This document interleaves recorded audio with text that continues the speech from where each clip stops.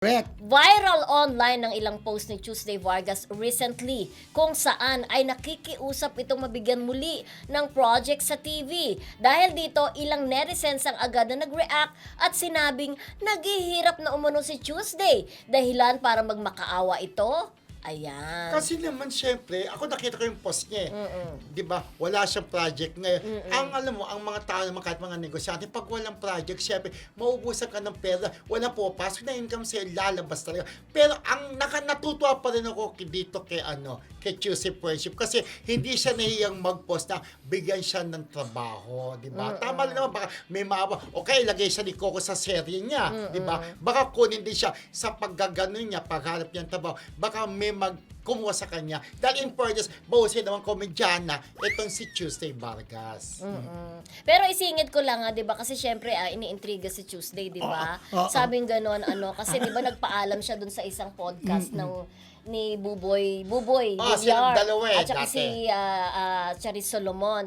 At dapat doon ang original na doon, ang host doon, si Tuesday nagpaalam siya. Pero alam nyo, si Tuesday hindi ko nga kasi matanggap din na nagsishow na lang siya sa Although, galing yata talaga siya sa bar kung hindi Stand-up nagkakamali. comedian siya. Pero Di ba, syempre, friendship? lumaki ang pangalan ni Tuesday di ba? Nagbida-bida rin yan Kaya lang bakit nagkaganon ang kanyang karera? Dahil may pinagdaanan siya, friend, nagkaroon siya ng depression.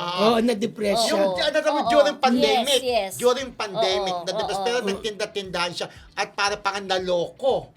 Alam ko nagkaroon yun ng jowa, di ba? Oo, Friendship. hanggang ngayon, Na siya nakakaawa. Oo, hanggang ngayon pinagdadaanan pala niya yung kuya. Kung nakasubaybay kayo dun sa kanyang vlog, masaya lang ako sa harap ng tao. Pero iyak siya ng iyak palagi sa vlog Baka niya. alam. Meron siyang pinagdadaanan, meron siyang mental talaga, yung sa mental health talaga. Diba, Merong problema talaga. Yan nga sinasabi, di ba, yung payaso ni Kuya Germs, parang isa yung umiiyak, isa nakatawa, parang ganun si Tuesday. Happy siya na kapag nasa harap ng camera, pero pagka nagsusolo siya, parang yun nag-iisip siya. Nalulunod na depressed, sa kalungkutan. May ganun mo to. Pero tayo, happy tayo sa labas, happy tayo sa camera, happy rin tayo dito pagka kung nasan man tayo. Kaya happy lang, di ba? Happy. Oo, ganun. lalo Although na- may problema. Lalo na yung kanta niya, Happy, di ba? Oo, kanya Di yan. ako bakla. Baka, Uy, di sumikat ako talaga yun, no? Nasa class of babae po ako.